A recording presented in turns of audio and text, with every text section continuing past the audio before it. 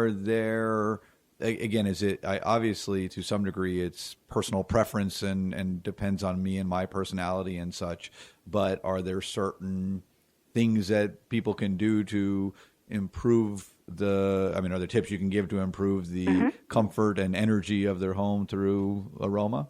One of the simple little tricks is when you walk into a home, if you sort of come right on in and you bump into the back of the sofa, that's considered in Feng Shui a very unfriendly position for the sofa. Many people also have their sofa. Now, this is more of a design trick, but they have their sofa in what I would call the runway. Like, that's your passway from, it's like the hallway on down, and then put the sofa right in the middle of it. Makes absolutely no sense to me. So, can't do that. And speaking of the sofa, when it's nasty, it's, time to either, reupholstering is a hard thing because it's often expensive. You're better off to find a happy new sofa on sale at a estate sale. Lots of ways to perk up without spending a whole lot of money. People also have their bedding always drives me crazy. Bedding is generally, they don't pay much attention to it. Many folks have bedding at this stage from 30 years ago when they were in the college dormitory. It should be clean and fresh. The bedroom's the most sacred room of the house. So when your bedroom is a quasi-gym, office, and children's playground, and P.S., you're trying to have a healthy adult relationship in there, it's very challenging. Well, they even say you shouldn't go to bed with your computer or your smartphone next door because even that blue light makes a difference. No electricity around your head. Mm-hmm. And for those of you who are insisting on falling asleep with the laptop on your tummy and the TV at your feet, you're a walking time bomb of trouble. Uh-oh. It's very problematic because it's frying your energy field subtly and insidiously, very slowly. Your bedroom is for two things: to get restored and energized, or to go and fall in love again and again with your partner. That's what it's for. I have an interesting thought based on personal experience. One of the things I like to do before bed is read. I like to read and, a little bit before bed every night, pretty much. Mm-hmm. And up until recently, of course, reading meant reading a book. Now, reading means reading on a Nook or Kindle. I'm still reading a book, but it is now an electronic book. And there are different varieties of those, of course, out there. But does that create any kind of issue? What's your feeling on A, reading, and B, when that reading is electronic? Well, reading, I have to agree with you. It's a sort of a gentle, relaxing mode, unless you're reading some, suspense horror story or something. But reading can be good. However, that being said, we're all going to bed way too late. If you're not sound asleep before midnight, your system can't adjust well the next day. So we're staying up too late, and that's partially due to the idea that we have electricity. You're supposed to go to bed really closer to when the sun goes down and get up with the chickens prior to the sun coming up. But we've lost all that in this country. As far as the Kindle goes, I don't know the EMFs that it's putting out. My physical response to it is, I wouldn't do it. I see my body like pulling from it. There's nothing like a good old-fashioned book. The less electronics you have in that bedroom, not only the longer you will live, but the healthier. Your brain will be sound and solid. That's why we're seeing an increase in brain tumors. All this stuff coming at us. Remember, they did say about cell phones years ago not to have it on your ear for a long time. I think maybe we've gotten past that, but that it sends out those waves, some kind of sound waves that's not good for us, for sure. Good. And I know many people can't seem to now, well, they've become addicted to it. They can't fall asleep with the TV unless the TV's blaring at them. And they don't want to hear it. I'll go into the home and I'll see the TV in the bedroom and, gently, happily remind them, is there any other place for the TV? Oh, I have to have this. And all I can do is go, okay, then, you have to have it. I know. And it's as far from what I'm thinking, but I can't read them a riot act. It's their home. It's their life. And I've learned, you want to have that kind of life? Go for it. Are there some counteractions of people that won't change, but they want to take advantage as much as Feng Shui? If they have the TV in the room, is there some counteraction that you could do to help offset that? It's a bit of a pain in the neck. The counteraction is drape it with, unplug it. Well, that's a bummer because these things are hard to get plugged in the first place. Unplug it and drape it with a black cloth, a thick black cloth. So that that's now if it hasn't been unplugged. So also around your bed, you don't want a lot of stuff plugged in. You don't want that digital clock. You don't want the cradle for the cell phone there. Leave your cell phone in another room when you sleep. You're not going to miss anything. Yes, and also when people send you voice messages in the middle of the night, they ding all night long, and I've learned that, so I keep my phone in another room. That's very disturbing, and when the spirit is disturbed, it cannot function on all 9 cylinders the next day. I think, Elaine, sometimes people are afraid of silence.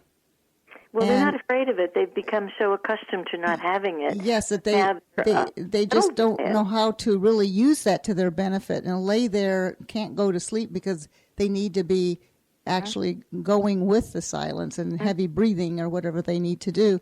Yeah. But that silence is like so foreign to them, they don't know how to handle it. Mm-hmm. Yeah. I agree, and it takes about 3 days to break that pattern, actually. So, okay, you're going to be miserable for a few days, but at least you're then going to be healthy. And it's only in the silence where your creative juices start flowing again. Exactly. With all this noise on, they're not flowing properly. I think that's why when people come back from a cruise and you're out there for a week, the first couple of days you're agitated because it's, you don't have all your electronic devices and you're not in tune with the world like you were. And then you get used to it. And then you come back from your 7 days and you feel like you're walking in slow motion because you've had this nice, relaxing cruise. And you've been able to get in touch with silence. You've gotten in touch with yourself. You've been able to relax without outside interference. I mean, we're multitasking all the time. Mm-hmm, mm-hmm.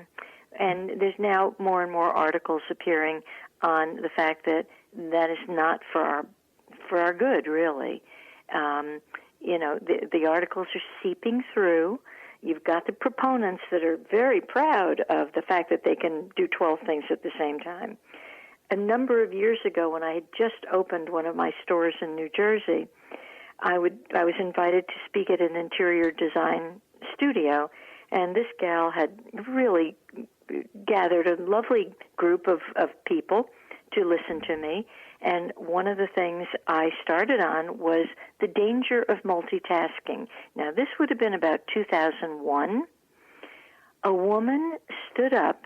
I thought she was going to kill me. She was so angry. She was so indignant that I was out of my mind talking against multitasking. My daughter multitasks, and she sits on her bed with her computer, and her phone's on her head, and she can do this, and she can do that. And I'm like, oh, holy mackerel. This woman was so hostile, I'll never forget it. And I've often thought, wonder what happened to that poor kid. She's multitasking her way right into a into hospital, probably. Total nervous breakdown. And then the mother will then have her put on this medication. Oh, well, let's have a tranquilizer for this. And not know why the daughter has then thrown herself off the top deck of the Empire State Building. And I actually lived up there when one gal did that. That's horrible. Mm-hmm. Yeah, and there's this multitasking, this idea of let me do 800 things at once. And of course, I'm the unfortunately king of that. I'm doing way too many things simultaneously, and I recognize that that's not good. And it's better to focus on one thing at a time, do a good job on that, and then move on to the next, instead of doing a poor job on 12 different things. It's just a case of reprogramming, John. It's just a case of start again. And look, we're in that window. This month is such an important window to let go of. That's how I used to do it. And it's called a transition month. So it's one of those times where it's fairly easy to drop it. Some months it's almost impossible to drop and start a new thing. Not this month. This month is your friend. Right. You only have another day or so of this month, because today being January the 30th, we need to really focus on getting that all cleaned out. That's true. So go for it. Go for it. Where do you fall on, I mean, when you were talking about silence a moment ago, it brought up something that I'm curious about. Throughout my homeownership life, we have had in each of the bedrooms one of those HEPA filters. And what it does, though, is it definitely creates sort of a white noise. And there have been times, it's interesting, every once in a while, I live in the South Beaches area, and we have, actually the power's been pretty good lately, but back in a few years ago, we'd have power outages fairly frequently. And the minute the power would go out, that white noise would go away. And so the proverbial silence was deafening, because we're used to having that, HEPA filter in the background. Is that considered a bad noise, as it were? Those filters are okay. They get a thumbs up, because they do filter out a lot of. I will say, just to follow up, I have to clean the filter regularly, and we do have pets, and there's no question they actually clean when you clean that filter, you're like, oh my goodness, what am I breathing if this weren't here? So wow. I am a big fan of the filter, but I was curious. And the white noise is, I think, always been beneficial to my children, but it's very beneficial, John. I have no problem with white noise. Okay, good. Because when you were talking silence, I'm like, wow, my kids have grown up with white noise, and I wonder if that was bad. White is okay. That gets a pass. Okay, good. Well, I know in model homes, when I used to set those, I tried to really address all the senses. So I'd have music on, but, softly in the background, music that was appropriate for the age group that would come in. I also had all the lights on. You have you have it smelling good with either the vanilla or the cookie smell or whatever. But I always popped popcorn. And I always had popcorn available, because that got to the sense that most people don't have, is they take the taste. And people cannot walk by a bowl of popcorn without taking a couple. And the model home got known as the popcorn home. But the point is, it was addressing all their senses. When they walked in, they didn't feel like, they had a tippy toe because there was no noise. That background music helped welcome them. And it was almost like you said, the white noise, because it didn't feel like they were imposing or something like that.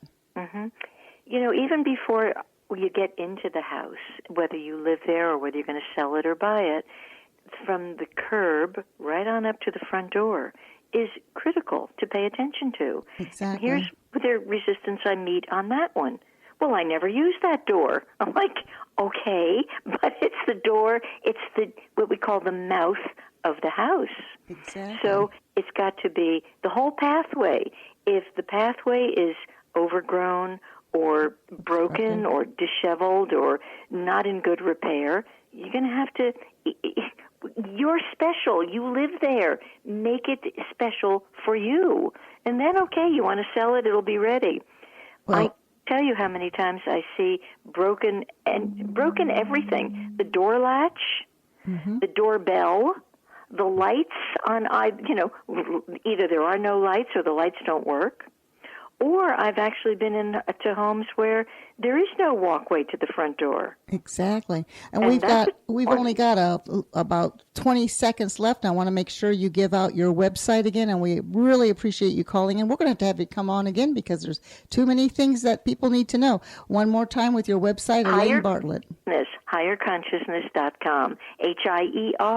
HIERCONS